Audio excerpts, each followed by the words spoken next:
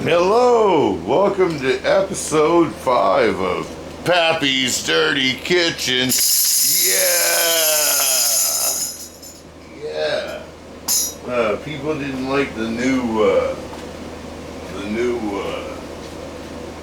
version or whatever. Hold on, I get to mix my drink. If we're gonna get any cooking done, we gotta have a beverage. Now it doesn't necessarily, you can have a smoothie or whatever, have a smoothie, enjoy it. But I've got my own little concoction that's groovy. And hold on, before we start, we're in Maine, man. And friggin', yeah, I can enjoy the cannabis. Hold on. This is 24 karat gold outdoor from last year. Yeah, it's groovy. Wait a minute. Oh, Bob, you got stuck on the other side. Where you been? Where you been, buddy? Alright, Bob's been stuck on the other side there. I hope he didn't chew the crotches out of my jeans and stuff. He's weird like that. But anyway, oh yeah, 24 karat gold. It's a groovy strain. It does well in Maine, so it should do in other warmer climates even better. So if you're down in like South Carolina or something, bring it. Yeah, grow it. Grow it. Enjoy it. Alright. So anyway, this is episode 5 of Pappy's Dirty Kitchen. And hold on. Oh, that was good. Oh yeah, that was good. Oh yeah. But anyway, this is Pappy's Dirty Kitchen, and we're doing a Belgian waffle episode, man. If you really dig Belgian waffles, this is the recipe for you, man, or woman. Alright, so I've got 2 1/4 cups of friggin' flour in this relatively large container. And I'm adding a ½ teaspoon, or yeah, I'm gonna put some back. Yeah, there we go. About a ½ teaspoon to 3/4 teaspoon of salt. Alright. And a teaspoon of, a heaping teaspoon. Yeah, heap that puppy. Oh, baking powder. Alright. We're putting that in with our 2/4 cup flour. And pretty much a ½ teaspoon of salt. Alright. And now we're adding a 1/4 cup of sugar. I'm just pouring it in there, man. There we go. There's a 1/4 cup. Yeah, close enough. Alright. So now let's mix that up with a whisk. Get all the dry ingredients mixed up. Yeah, let's do it. Alright. The dogs are bored right now because they know this is nothing they're really interested in. Alright. So, yeah. We got everything incorporated. Now we're going to add an egg.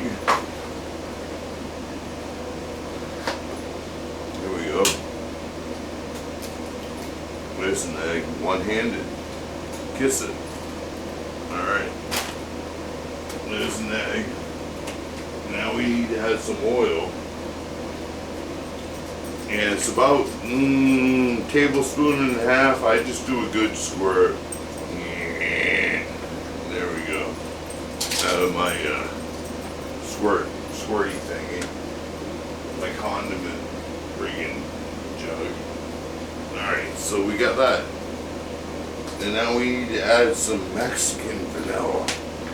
And I'm telling you, order your vanilla. If you're going to use vanilla a lot and do baked goods and such, order your vanilla online, man. Because if you buy it at the store, it's just alcohol and sort of a vanilla taste. Especially if you buy that imitation shit.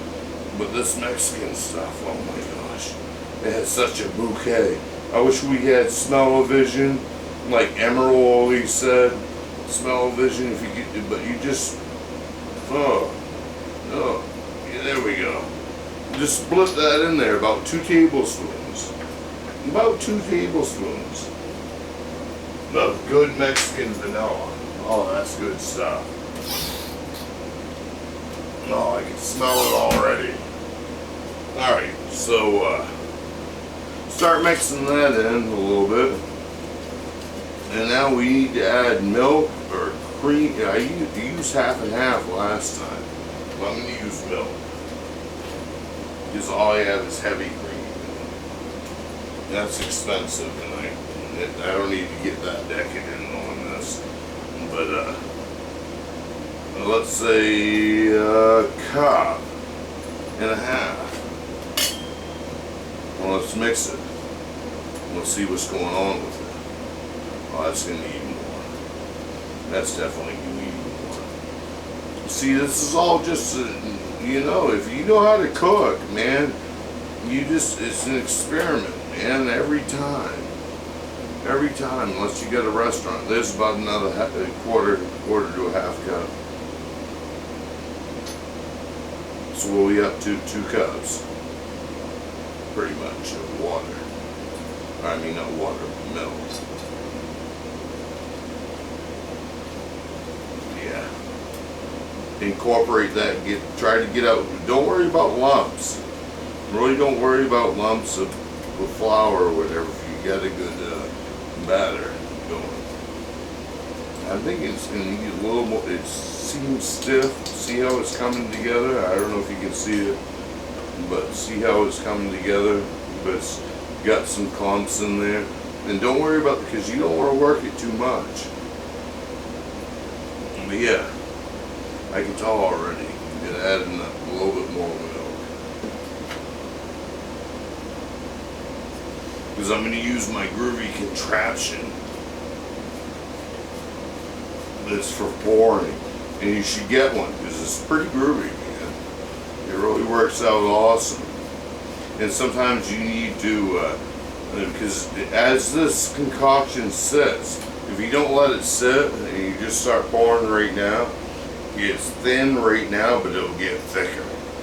And you might have to add more milk later. But anywho's, for press of time, that seems like a pretty groovy batter. And we're going to pour it into our batter dispenser. Alright, yeah. And this recipe pretty much fits right in it perfectly.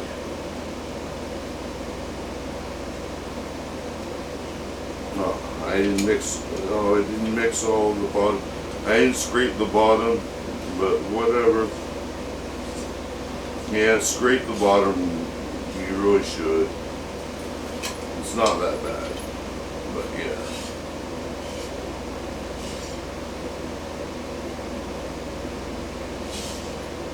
I'm pressed. I'm doing a video, man. You know what it's like to do a video when you have no life?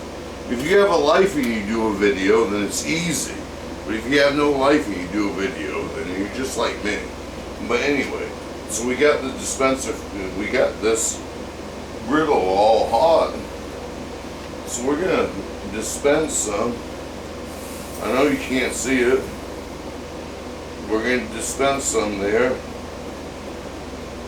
Yeah, it seems groovy. A little bit more. Yeah. You want to start from the middle and work it way out. And then don't overfill, because it'll go everywhere, man. So do a little test of the first pour and see where that goes. But anyway, I don't know if you can see it on the camera, but once it starts to really set and cook, there's a lot of steam. And steam is the key to a good friggin' Belgian waffle or any waffle. The steam, oh, you can't see it. It's starting to, I might have overfilled it a little bit. It's starting to spill out on the sides. But it's on the back side. But anyway, steam should be coming up soon. There we go. I don't know if you can see it. Yeah, I might have filled it a little bit too much for television. But yeah, you can see the steam. So we'll wait for the steam. We'll wait for the steam, and look at that. That's steaming like a mofo. Well, Faco, and friggin', you wait until the steam starts dissipating. And it takes about, depending on your temperature, I don't know what I have it on here. It has a line that gets thicker and everything, and I've got about 3/4. Not max, but I've got about 3/4. That smells good. Oh, that smells good. But, yeah. So, you wait for the steam to dissipate. It takes about 3 to 4 minutes sometimes, depending on your heat or whatever. But you don't, from experience, I don't like a real dry, crunchy Belgian waffle or whatever. I like it a little bit tender or whatever. So, we'll see. I'll tell you. We're waiting for the steam to dissipate. And once you see the steam sort of go away from most of it, like it's sort of doing right now, I don't know if it's 3 minutes or how long it takes, but you go by the steam, man. The steam tells all. If you have no steam, then you probably have a burned fucking Belgian waffle. Yeah. But, yeah. So we're waiting for steam. I mentioned this was Pappy's Dirty Kitchen. Yeah! Everybody likes the old jingle. So we're doing that. We're promoting it. There's a little bit of mess. You gotta expect that when you're doing breakfast. Breakfast is always messy, man. No matter when you do it, if it's at night or in the morning, most morning folk do it and everything. Alright, so it's still steaming wicked. So you gotta wait, man. And like I said, maybe if I had the temperature up more, but you know, it's about patience and a good waffle. A good waffle. But it's steaming up, really groovy. And you wait for that steam to dissipate, man. It's all about the steam. Sorry, if you're checking out your phone and or on the computer or whatever, and the kids are running around and everything, and somebody's not watching other than yourself, you know, then this could be difficult.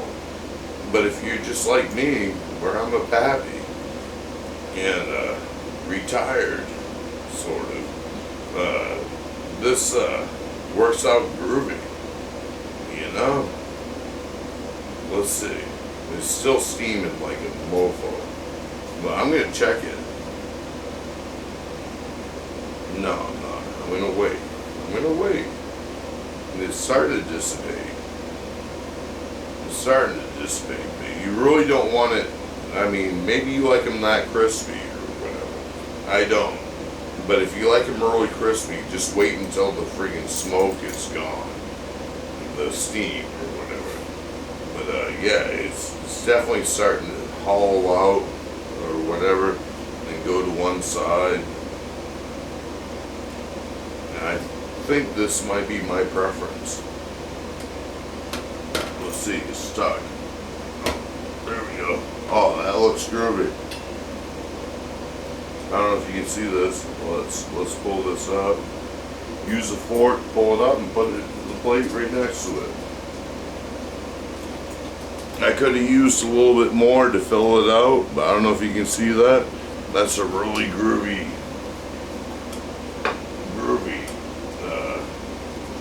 Belgian waffle. I'm going to make some more.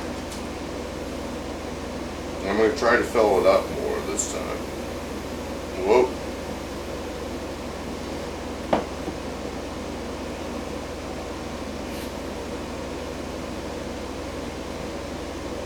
Alright, so we got one done. One done from this recipe so far. And that's a good looking waffle. Oh man, I want to eat it and you can freeze them. You can cook them up like right now, where I'm feeling groovy, and I'm gonna take another hit because it's me. And you can be feeling groovy and just like spontaneously start making waffles. Your husband or your wife would be like, "What are you doing?" "I'm making waffles. Leave me alone." Belgian waffles. I learned this recipe. I like it, and I'm doing it. And you can freeze them. You can do them up, and then you put them in a Ziploc gallon bag, man. 2 of them if you make 6. If you've got 3 or less, 1 Ziploc will be fine. But then you throw them in the freezer, and then like right now, even though I'm making fresh ones right now because of the video, I had turned on the oven earlier. Is the ones in the freezer inspired me to share this with everybody. And I've got the oven on at 500 degrees, and I like to use these little pieces of tin foil from a big tin foil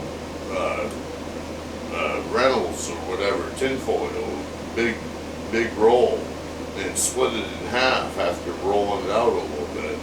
And I use these to heat them up on. Now I know that's bad for the environment, and I should be using a reusable pan, and I usually do, but it was dirty at the time, because like I said, this is, wait a minute, Pappy's Dirty Kitchen, yeah! But yeah, we're on the second waffle. It's steaming up. It's steaming up. I'm gonna steam up myself.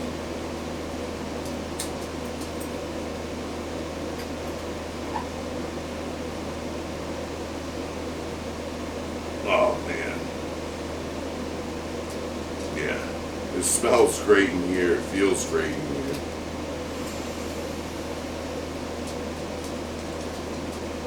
It seems like that's steaming off quicker. It's probably because it's been heating up more. That's relative to the situation. The longer you leave the device going, the hotter it's going to get and stay hot. So as you make them, it's going to take less time theoretically. But anyway, I'm going to put this out. I don't need to get all squirrely on me. I'm telling you, this stuff is the best stuff. It comes from Maniac Maple Farm right here in Richmond, Maine. And I've tried a lot of maple syrup over the years. And this maple syrup is not watery and is cooked to the right temperature for syrupness and caramelization. A lot of other syrups and a lot of the sugar houses don't cook it down to the specs that Tim does, or Mike. Is it Mike or Tim? I can't remember. Meager. But anyway, Maniac Maple Farm, they have, in my opinion, the best maple syrup in Maine, man. Oh my gosh, it's good. And I'm going to put it on one of these after the show. Or I should right now, but we'll see where this one's getting at. Oh, looks good. Looks good.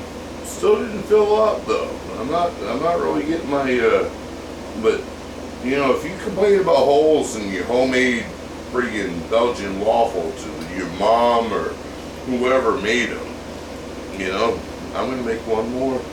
I'm gonna make them all up, but I'm gonna cut this video short. Add butter, fruits, syrup. Maniac Maple Farm, man. Yeah. Alright. This has been episode 5 of Pappy's Dirty Kitchen. Yeah! Alright. Peace.